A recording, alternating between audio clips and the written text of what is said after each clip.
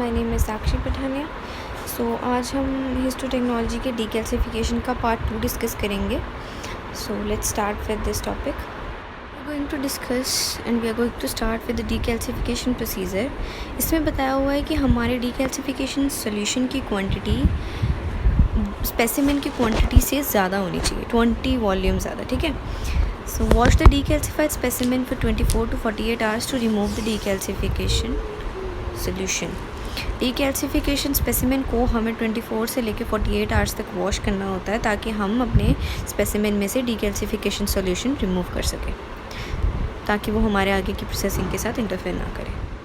ये है हमारे कुछ डीकैल्सिफाइंग फ्लुइड्स। जेंकिंस फ्लूइड जिसकी कॉम्पोजिशन दी हुई है, absolute alcohol, distilled water, chloroform, glacial acetic acid, hydrochloric acid को मिक्स करके ये बनता है। Next is trichloro acetic acid जो कि formal सेलाइन plus trichloro acetic acid से बनता है। ये हमारे स्मॉल बायोप्सीज के लिए यूज़ होता है। The process of decalcification is slow, hence can't be use for the dense bone और बिग बोनी पीसेस। मतलब हमारा जो डीकैल्सिफिकेशन का प्रोसेस है वो स्लो होता है। इनको अगर हम फ्लूइड्स को यूज़ करें तो हम इनको बड़े टिश्यूज़ के लिए यूज़ नहीं कर सकते। So next we are going to discuss about the ion exchange reagents. ये हमारे फ्लूइड होते हैं जिसको यूज़ करके हम अपनी डीकैल्सिफिकेशन कर सकते हैं। ये यूज़ होता है to remove the calcium ion from the fluid, ensures a more rapid rate of solubility of the calcium from the tissue, reduction in the time of decalcification. मतलब हमारा जो टाइम है डीकैल्सिफिकेशन का वो कम हो सकता है इसको अगर मेथड को हम यूज़ करें। इसका प्रोसीजर क्या है? टिश्यू लो, उसको मिक्सचर ऑफ 10 to 20% रेजिन लो या फॉर्मिक एसिड लो, उसमें अपने टिश्यू डालो। रेजिन जो हम रेजिन यूज़ करते हैं वो होता है ammonium form of sulphonated polystyrene resin. The volume of fluid is 20 to 30 times the specimen. अगर हमारा स्पेसिमेन छोटा है तो उसका 20 to 30 टाइम्स हमारा वॉल्यूम ऑफ फ्लूइड होना चाहिए। After use resins may be regenerated by washing twice with dilute N210 HCl। मतलब हम अपने रेजिन को रीजनरेट कर सकते हैं अगर हम उसको इससे वॉश करेंगे। Followed by the 3 washes in distilled water. इसके बाद हम डिस्टिल्ड वाटर में भी इसको वॉश कर सकते हैं। नेक्स्ट है हमारी इलेक्ट्रोफोरेटिक डीकैल्सिफिकेशन। इलेक्ट्रोफोरेटिक डीकैल्सिफिकेशन में क्या है?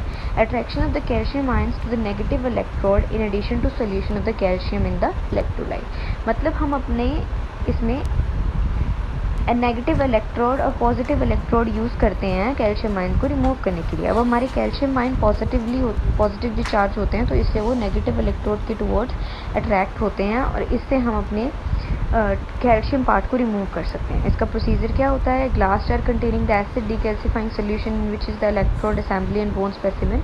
हमारे जार में एक पूरा हमने सेटअप कर रखा है, उसमें इलेक्ट्रोड्स डाल रखे हैं पॉजिटिव एंड नेगेटिव। उसमें हम अपना टिश्यू डालते हैं और टिश्यू में जो प्रेजेंट कैल्शियम होता है वो सारा नेगेटिव इलेक्ट्रोड के साथ जाके अटैच हो जाता है। इससे हमारा जो टिश्यू है वो प्रिजर्व हो जाता है, सॉरी डीकैल्सिफाई हो जाता है। Like this you can see thermometer, इसमें टेम्परेचर वगैरह कंट्रोल करने के लिए हमने पावर यूनिट के साथ उसको कर रखा है अटैच। ओके, तो उसमें हमने अपना बोन भी डाल रखा है जिसको हमने डीकैल्सिफाई करना है। तो हमारा जो बोन है वो पॉजिटिव इलेक्ट्रोड के साथ जाके बाइंड करने लग पड़ेगा। टेम्परेचर ऑफ द रिएक्शन होना चाहिए 30 to 45 degree Celsius. Solution changed after 8 hours. 8 hours के बाद सोल्यूशन चेंज करना है। Tissue are rinsed with alkaline water और इसको इमर्स करना है लिथियम कार्बोनेट में। Lithium carbonate treatment of cut section with neutralise any. अगर हम उसको लिथियम कार्बोनेट के साथ बाद में ट्रीट करेंगे तो वो किसी भी टाइप के हमारे सेक्शंस को न्यूट्रलाइज कर सकता है। हम कितने सारे एसिड यूज़ कर रहे हैं ना इसके लिए, तो अगर हमें उनको एसिड को न्यूट्रलाइज करना है तो हम इसको चिलेटिंग एजेंट्स वो एजेंट्स होते हैं जो स्पेसिफिक मेटल के साथ बाइंड कर सकते हैं।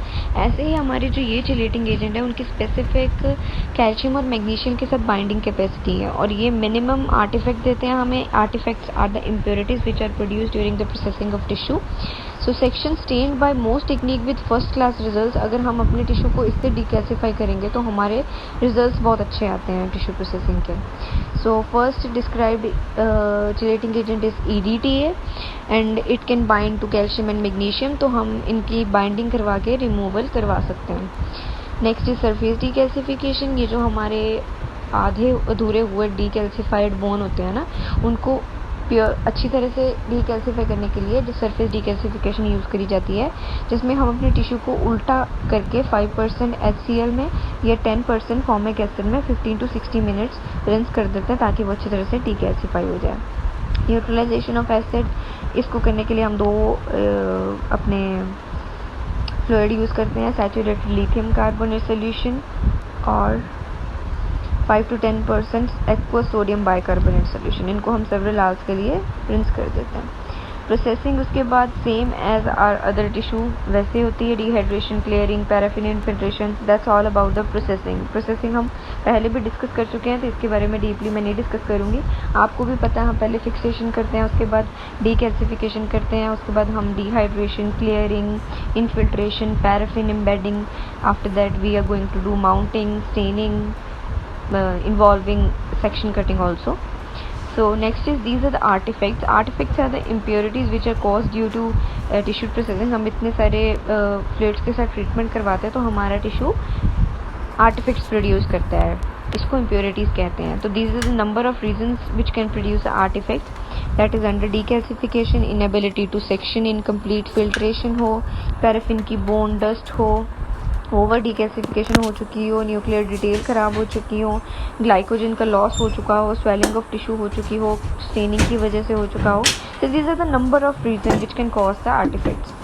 So this is all about decalcification. आपके डीकैल्सिफिकेशन हमेशा याद रखिए तब करी जाती है जब हमारे पास कैल्सिफाइड टिश्यू आता है फॉर हिस्टोपैथोलॉजिकल डायग्नोसिस। अदरवाइज हमें कैल्सिफिकेशन करने वाला स्टेप हम स्किप कर सकते हैं। So this is all about decalcification. Thank you so much. अगर आपको कोई भी क्वेरी है तो you can ask guys. Thank you.